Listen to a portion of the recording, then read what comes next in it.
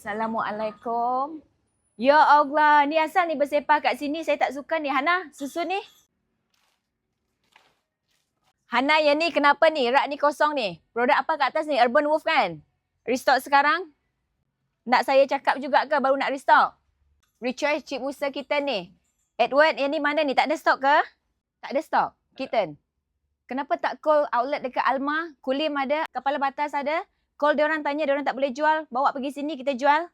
Customer cari nanti, customer marah macam mana? Yang ni saya nak pesan ni.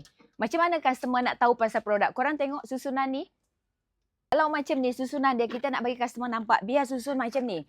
Macam ni macam mana customer nak tahu? Buat macam ni. Kat depan dah ada. Jangan nak menjawab. Saya suruh susun ikut sahaja arahan. Ni botak kat sini. Hana, Edward. Kenapa kosong ni? Apa kat atas ni? Produk apa ni? Urban Wolf punya makanan anjing. Betul tak? Saya tak suka kosong macam ni. Penuh kan? Yang ni bukan ada satu lagi. Beef. Test correct punya mana? Tak ada stok ke? You call lagi. 3 branch tu. Saya nak you call sekarang. Ni pasir ni saya nak you restock lagi banyak sikit Ni tak cukup ni. Saya tak nampak makanan yang murah punya. You susun dekat mana Edward? Sini.